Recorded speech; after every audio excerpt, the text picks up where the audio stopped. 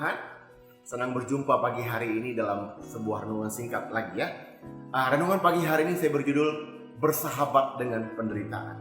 Perikopnya kita ambil dari Roma 5 ayat yang ketiga. Dan bukan hanya itu saja, kita malah bermegah juga dalam kesengsaraan kita. Karena kita tahu bahwa kesengsaraan itu menimbulkan ketekunan.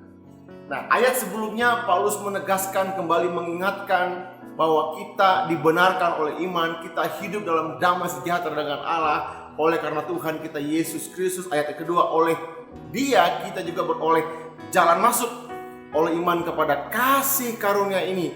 Di dalam kasih karunia ini kita berdiri dan kita bermegah dalam pengharapan akan menerima kemuliaan.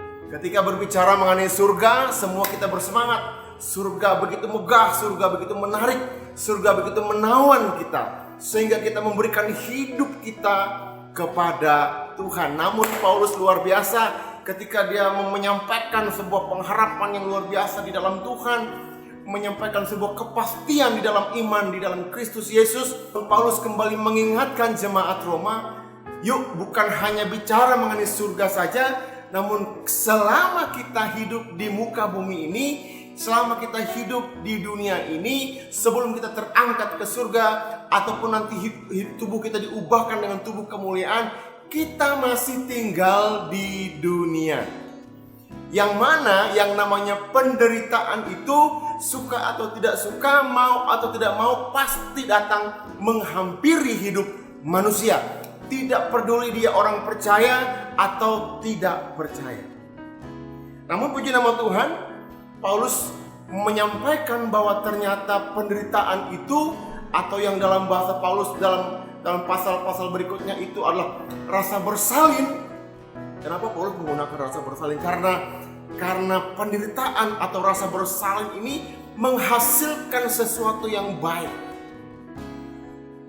Bapak Ibu yang diberkati oleh Tuhan, selama kita di muka bumi ini, kita harus paham dulu ya, bahwa penderitaan, permasalahan itu harus kita hadapi dan harus kita jalani. Puji nama Tuhan, ketika kita bersahabat dan menerima kenyataan bahwa penderitaan itu adalah sesuatu yang harus kita hadapi, atau kesakitan itu harus kita hadapi, yang mana Paulus menyatakan bahwa semuanya itu menghasilkan yang baik, ada ketekunan yang dihasilkan, ya, ada tahan uji yang dihasilkan, kemudian ada pengharapan yang pasti, dan pengharapan ini pun tidak mengecewakan. Jadi ketika kita dalam pergumulan-pergumulan yang diizinkan Tuhan melewati hidup kita, percayalah bahwa itu baik bagi kita. Ayat yang kelima, karena kasih Allah telah dicurahkan dalam hati kita oleh Roh Kudus yang telah dikaruniakan kepada kita. Artinya lewat proses-proses pergumulan, ya, proses penderitaan yang Tuhan izinkan tadi, ada kasih Kristus yang sudah dicurahkan dalam kehidupan kita. So jangan menjadi takut, jangan menjadi tawar hatinya, jangan menjadi gentar hatinya ikut Tuhan.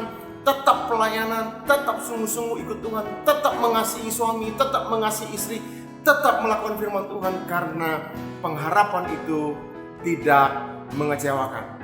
Nah, kalau ada di antara kita pagi hari ini yang sedang dalam pergumulan, sedang dalam rasa sakit bersalin tadi, yuk saya berdoa bagi saudara. Bapa, jamahlah setiap jemaat Tuhan yang sedang mengalami pergumulan, yang dalam permasalahan. Kiranya ini mendatangkan kemuliaan bagi nama Tuhan. Beri kekuatan, taruhkan pengharapan yang tidak mengecewakan itu Tuhan. Dalam nama Yesus kami berdoa dan bersyukur. Haleluya, amin. Tuhan memberkati saudara semua.